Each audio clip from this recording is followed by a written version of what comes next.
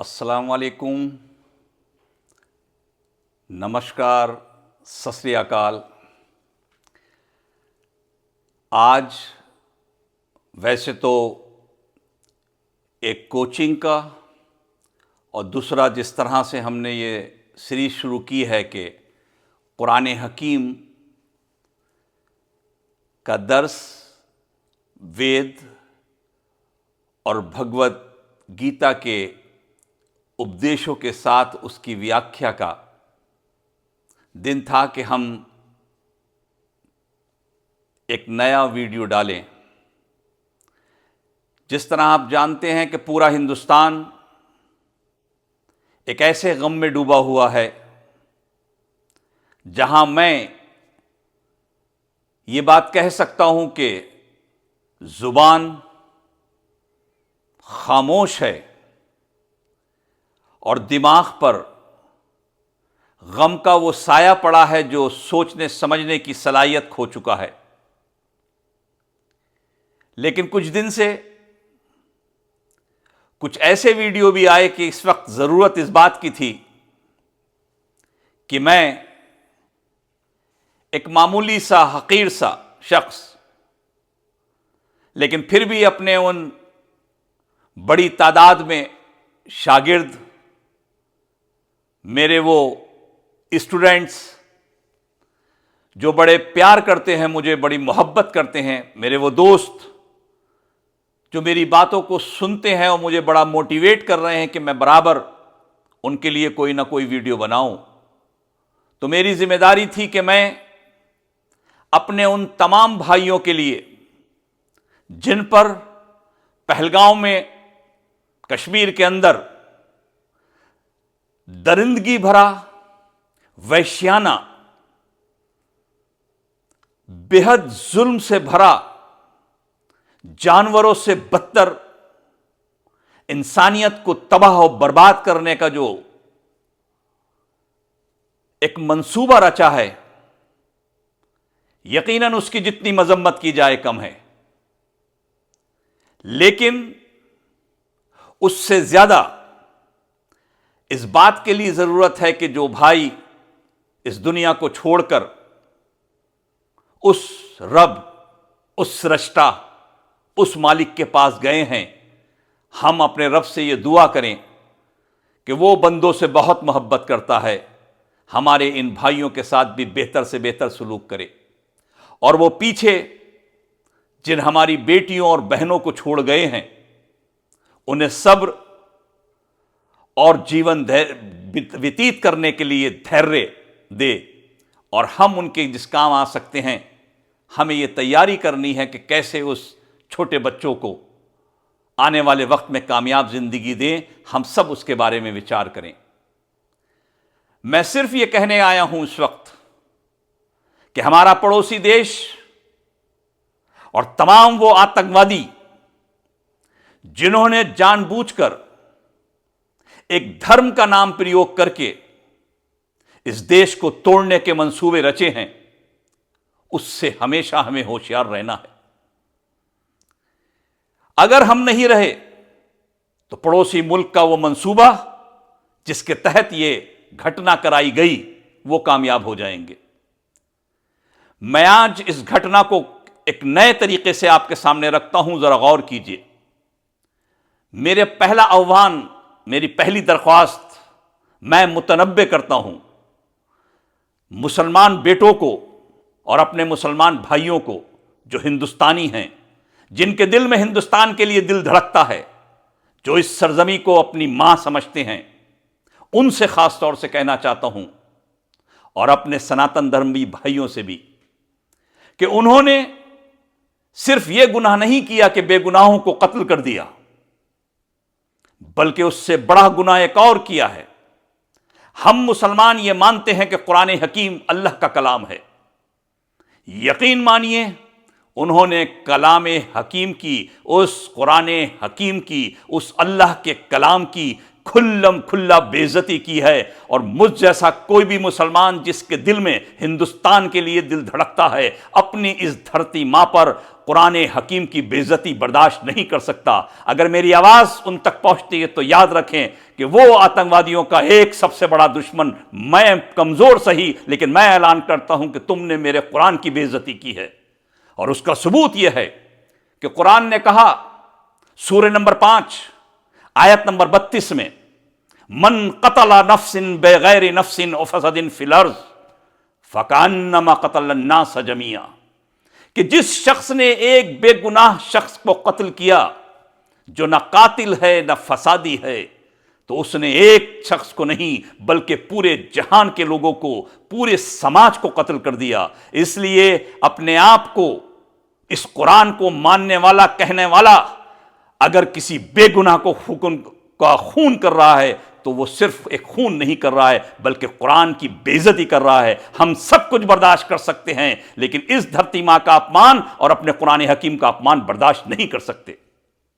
दूसरा एक और गुनाह वो ये कि उसने हजरत मोहम्मद रसूलुल्लाह सल्लल्लाहु अलैहि वसल्लम, जिनको मैं और करोड़ों मुसलमान अल्लाह का नबी, अल्लाह का रसूल मानते हैं, उन्होंने उसकी बेइज्जती की है। अल्लाह के रसूल इस दुनिया में रहमतुल आलमीन बनाकर भेजे गए, वो दुनिया के लिए रहमत थे।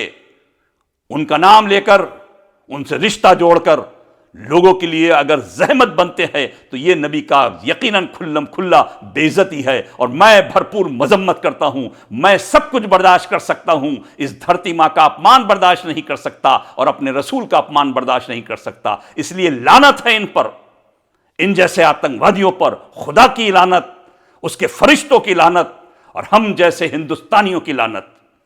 इन्होंने एक और बड़ा गुनाह किया और वो ये गुनाह किया है कि इन्होंने गंगो जमनी तहजीब को नापाक करने की कोशिश की है। अजीज दोस्तों, क्या है गंगो जमनी तहजीब?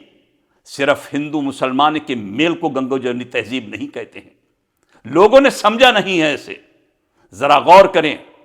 हरिद्वार में गंगा, वो पवित्र नदी पर जब डुबकी लगाता है एक सनातन धर्मी, अपने आप को पवित्र कर लेता है और उसके शरीर से लगा हुआ पानी आहिस्ता आहिस्ता आगे के शहरों में जाता है और उन शहरों में एक मुसलमान कुल्ली करके, वज़ू करके खुदा के लिए पवित्र होता है और नमाज पढ़ता है।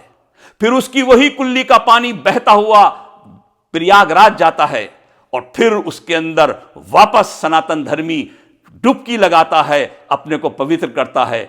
यह है गंगो जमनी तहजीब कि एक सनातन धर्मी भाई के जिस्म से निकला हुआ पानी दूसरे मुसलमान भाई के लिए वज़ू का सबब बनता है और एक मुसलमान के वज़ू की कुल्लियां और वज़ू का पानी दूसरे हिंदू भाई के लिए स्नान का सबब बनता है। एक ही नदी से दोनों करते हैं, इसे कहते हैं गंगो जमनी तहजीब। और यह वो तहजीब है जिसे मिटाने की इन्होंने नाकाम कोशिश की है। मेरी दरख्वास्त है कि इस पर जरा गौर करो, इस पर गौर करो और गौर करके पड़ोसी मुल्क को एक मोहब्बत, एक लड़ी में बंधकर और ये बताओ कि हिंदुस्तान का मुसलमान और हिंदुस्तान का हिंदू, हिंदुस्तान का सिख, हिंदुस्तान का ईसाई पहले हिंदुस्तानी है और वो कभी किसी हाल में अलग नहीं हो सकता। आपको एक और तरफ ध्यान दिलाना चाहता हूं, उन्होंने और हमारी इस धरती मां की बेइज्जती की है।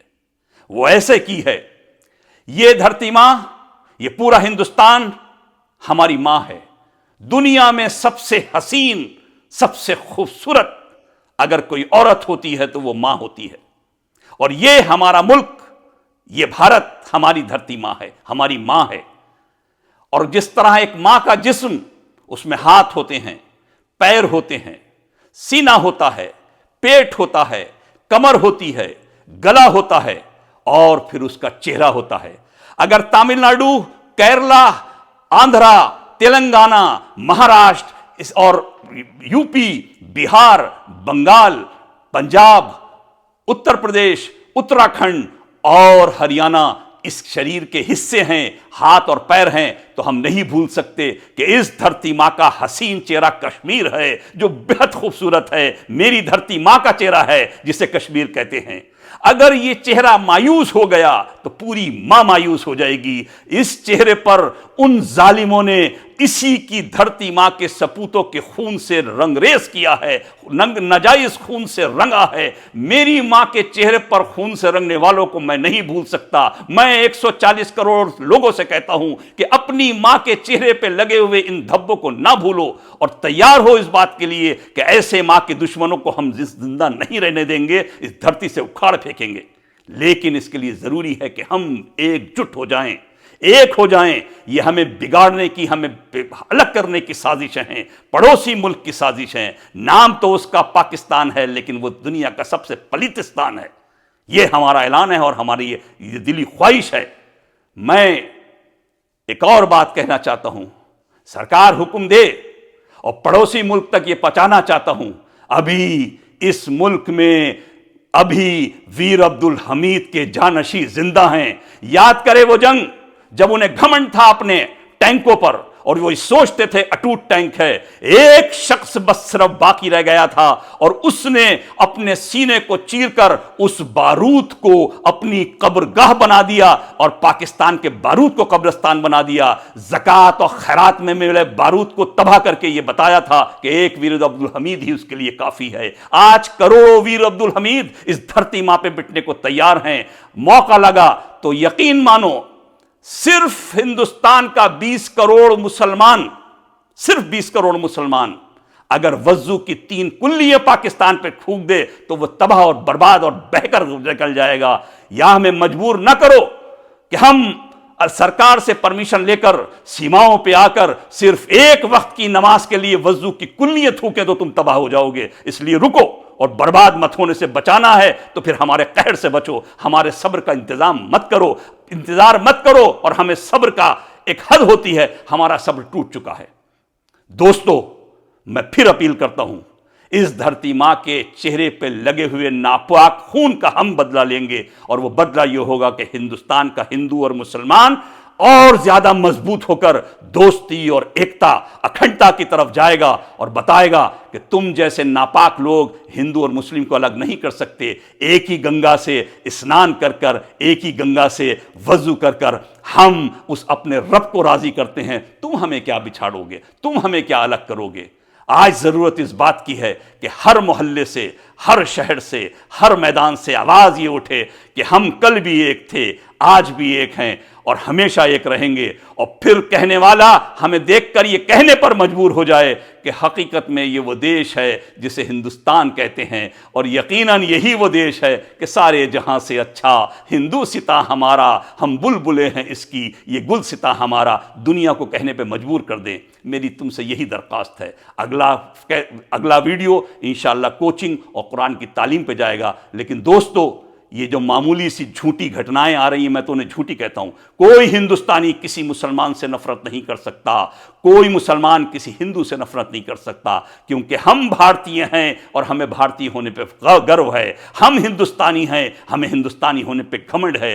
अल्लाह का शुक्र अदा करते हैं और बताना चाहते हैं पड़ोसी मुल्क को, हम अपने आबाब और अजदाद पर बड़ी मोहब्बत करते हैं, इज्जत करते हैं। इसलिए उन्होंने 2 नेशन थ्योरी नहीं माना, बल्कि महात्मा गांधी की उस आवाज पर जब उन्होंने आवाज दी थी कि कहां जाते हो छोड़कर, रुक जाओ, महात्मा गांधी की आवाज पर मेरे बाप और दादा यहां रुके। मुझे फक्र है इस बात पर कि इस धरती मां पे रुके कि आज इसके हम सपूत कहलाते हैं। इसकी लाज भी हमारे पास है और लाज सिर्फ यह है कि हम एक होकर ये बताएं कि इस हिंदुस्तान को तुम जैसे लोग नापाक हरकतों से नहीं तोड़ सकते। हम कल भी एक थे, हम आज भी एक हैं और इंशाअल्लाह कल भी एक रहेंगे।